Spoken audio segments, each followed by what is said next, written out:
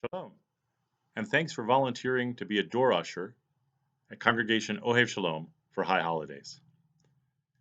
Your responsibility as a door usher is actually very important to the experience that our guests and members have when they come to services here. You are the ambassador at the door. How's that for a turn of phrase? But quite seriously, in many cases, you will be the first contact that people have as they enter the sanctuary to begin their service experience. We thank you for giving of your time, and we thank you for your service to our congregation. The primary job of a door usher, of course, is managing the traffic flow in and out of the service itself. On high holidays, we're going to leave one door open at all times. This door is going to be the one as you face the ballrooms, the one all the way to the left. So when you come in the lobby, you turn to your left. Those are all the doors to our ballrooms. The one on the far left is going to stay open the entire time. That way people can come and go as they need to. They'll be in the back of the overflow seating in the ballrooms. Won't disturb anybody. That way we don't have to worry about whether or not we're going to have too much noise coming in from the lobby because all of the other doors are going to be closed at the times when they need to be. The times when all the doors need to be closed, except that one all the way to the left on the ballrooms, is when we are saying Kedusha in the morning service and in the Musaf service, and anytime someone is speaking from the Bima, in other words, during the sermon, or on Kol Nidre when the president is giving his State of the Synagogue address as well. There are a few things that you might find yourself encountering as a door usher on the high holidays. One of those is going to be cell phone use. Now, cell phones aren't supposed to be used in the synagogue on Shabbat or on holidays. Nevertheless, sometimes people are going to do it. Here are our guidelines.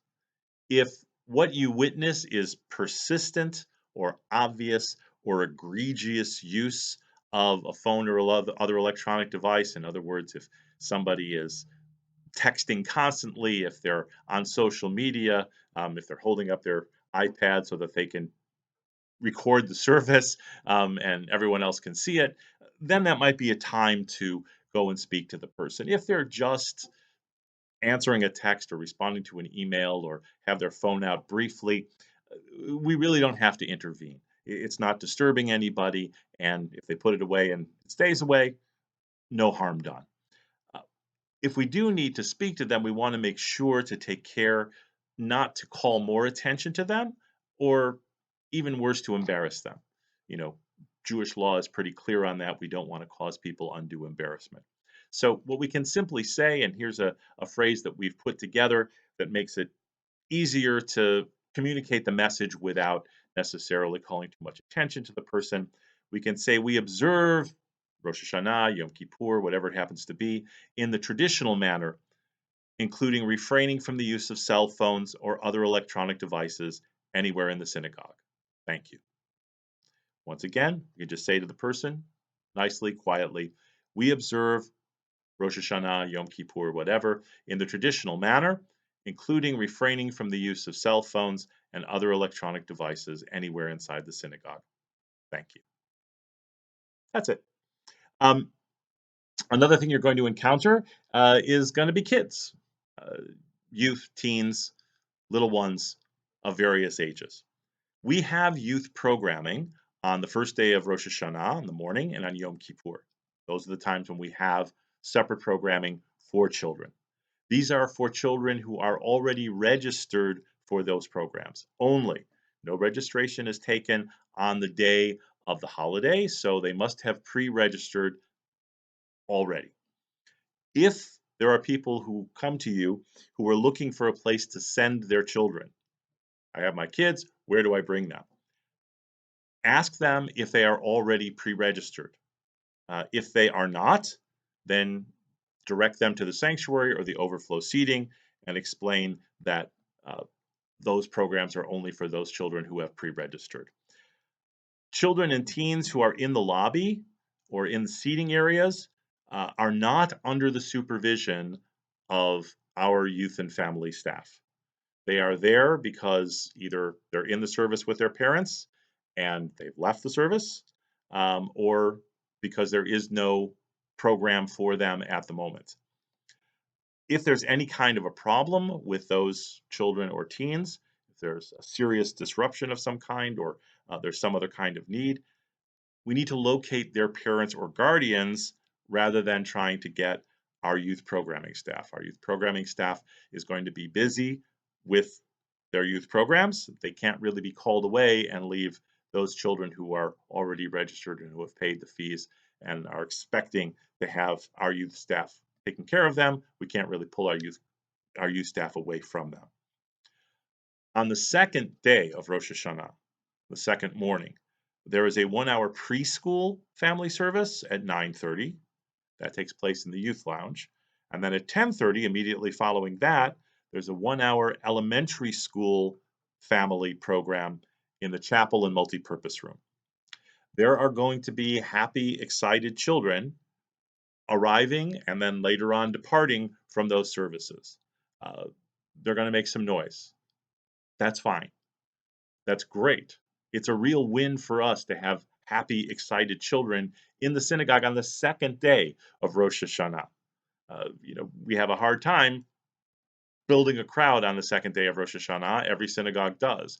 To have families with young children who are here enjoying themselves and excited to be here and not really wanting to leave right away. That's a fantastic thing. We're very proud of that. We're very happy about that. It may be a little noisy. Don't worry about it. They're going to disperse within a relatively short period of time. No need to intervene there. Overall, then, we need to keep in mind that the job of an usher is usher and not a shusher. If people are noisy in the lobby, that's why we're keeping most of the doors closed, keeping that one on the left side of the ballrooms open at all times. We're allowing people in and out in most of the service, except when we're reciting Kedusha or when there's a sermon or speech going on. Sometimes people are going to get a little loud. If you do need to let them know, the way we would like to do it is as follows. Want to let you know that your voices are carrying into the sanctuary. People can hear you inside. Please, you might want to keep your voices down. That's it. We don't have to say shush. We don't have to scold people. We don't have to tell people that they're too loud. We just need to let them know that the volume at which they are speaking is carrying into the sanctuary and may be disturbing to people who are inside. One last thing. We want to take a page out of the Disney playbook. And that is when someone asks a question for anyone, whether it's a door usher or a ritual usher, a board member, a staff member, rather than responding, I don't know, if you don't know, instead we're going to say, let me find out for you. That way you have an opportunity to find someone who can assist you, a board member, a staff member, whatever is needed, and track down the information for that individual. That way we kind of take a customer service approach. So again, if someone asks you a question, you're not sure, you don't know, and if you're not sure, that's okay. Just let the person say, no, I'll find that out for you, let me find that out for you, and try and locate the appropriate person who can get that information. One last thing, almost forgot. In addition to live streaming our services, we also now have a audio induction loop, a hearing loop that extends through the entire sanctuary and all the overflow seating, the chapel and the multipurpose room and all of the ballrooms. People who have hearing aids or cochlear implants and can set it to a T-coil setting can pick up the signal from the microphones directly to their hearing aids or to their cochlear implant. That's a much clearer signal. It's going to be a wonderful improvement for those who have those devices. Something you need to know, though. Both live stream and the hearing loop pick up sounds through the microphone that don't come through the speakers. So even if something is quiet enough that you don't hear it over the speakers in the sanctuary or in the lobby or in the overflow seating.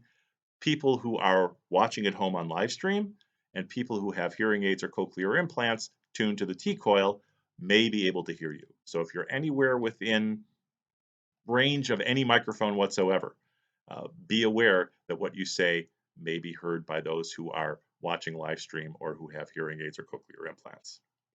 Once again, primary responsibility is traffic flow in and out of the sanctuary.